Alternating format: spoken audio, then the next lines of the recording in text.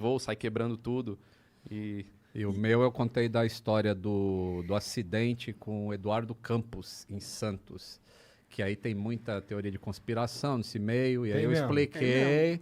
Com certeza ele faz um vídeo, tô brincando, não sei nada. É um vídeo de 32 minutos, passo a passo. É o vídeo que eu mais fiz completo, assim, baseado no relatório final e as explicações técnicas do que aconteceu. 32 minutos explicando para ler comentário assim. Foi crime político. Porra, então explica como é que acontece o crime político no avião, então, né? E a aviação que ninguém ia assistir, várias vezes já aconteceu isso, a gente ficar os dois em alta, né? Os dois canais. Mas vocês não têm uma treta? Vocês não se odeiam? A gente se Era o que odeia. eu fiquei sabendo. Que mentira. Eu fiquei sabendo agora porque tu pegou o celular. Olha aqui, a gente tem uma treta. Vamos começar do começo? É porque você não tá no meio aí da aviação. Por Mas isso. acho que as pessoas fazem mais a treta do que a gente em si. A gente, tipo, se eu não me engano, quando eu te conheci era só o Aero. Eu encontrei com ele na AFA, lá em Pirassununga. Fui fazer um voo lá, ele foi fazer um voo com a esquadrilha e eu estava fazendo uma matéria com os graxeiros, que é como a gente chama o pessoal que faz a manutenção da FAB. A FAB chama assim, né? E a gente se encontrou, ele falou, pô, eu queria...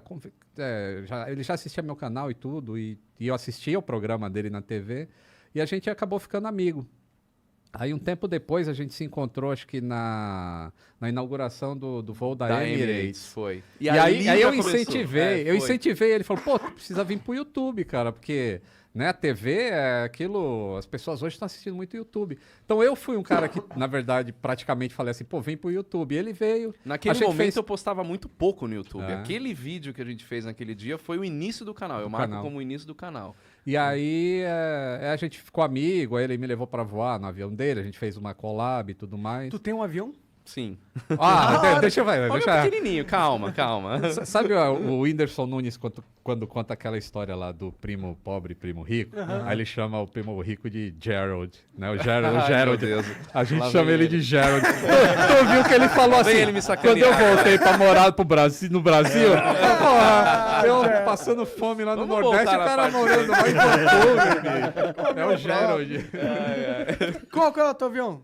Chama Super Petrel. É um avião... Põe aí, o Super Petrel, que eu quero ver. É um ultraleve, né? É um avião anfíbio para 2 pessoas. Da hora, ele é um fio, dá pra pousar na água. Dá pra pousar na água. É bem legal.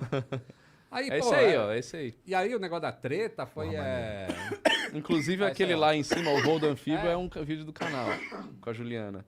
Legal, meu. Somos Pô, nós. massa demais. Quanto que ele anda por hora? Uma faixa de 180 km por hora. Meu cacete.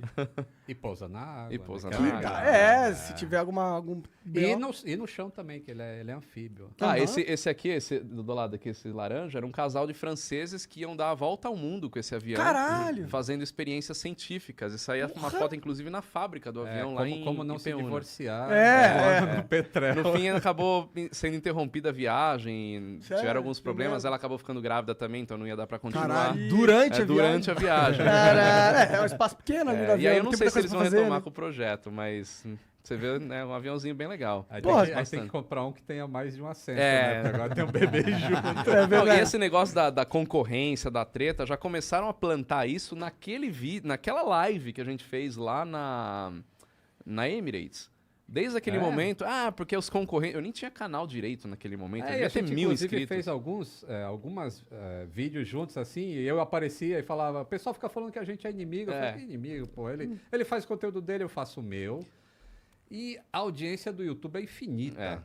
Quer dizer, Então, não é tem infinita, mas vocês dois não são o suficiente pra Não tem como. produzir conteúdo tem pra... Só se a gente produzisse 24 horas de conteúdo por dia cada um. E mesmo assim, Tem né? gente que assiste o meu e não gosta dele. Tem gente que assiste o dele e não gosta do meu. Os caras E que tem assistem gente que assiste os dois que é a e maioria, um complementa o provavelmente. outro.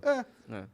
E aí, mas aí realmente teve uma tretinha assim que a gente se desentendeu por falta de comunicação. E aí. Quem comeu a quando mãe de isso quem? vai Tô brincando. pra internet, aí fica uma bosta, né? E aí começou uma alimentação, o pessoal começou a falar, e a gente se separou mesmo, assim.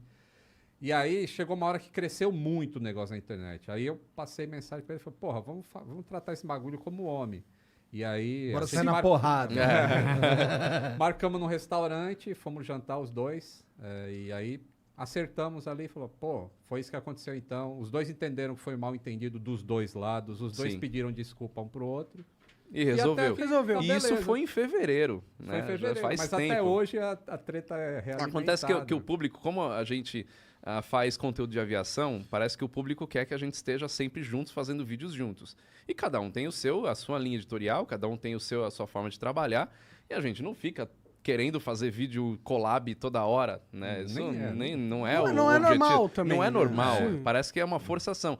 E aí o público acaba entendendo isso, que a gente tá brigado, né? E aí deu uma treta agora essa semana, inclusive, porque eu não costumo falar de acidente aéreo no canal.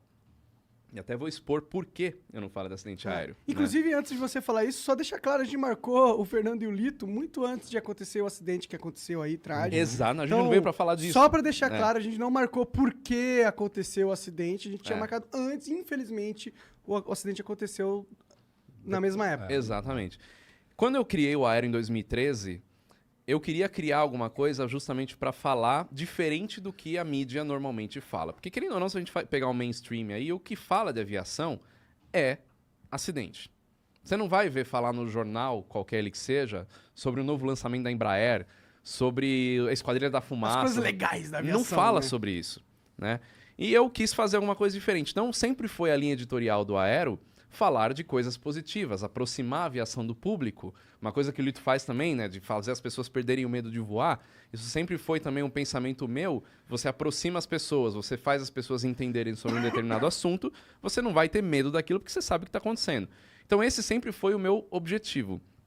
Esse é um ponto. Segundo ponto, eu não gosto de falar de acidente. Por conta de respeito a famílias, ética de pilotos.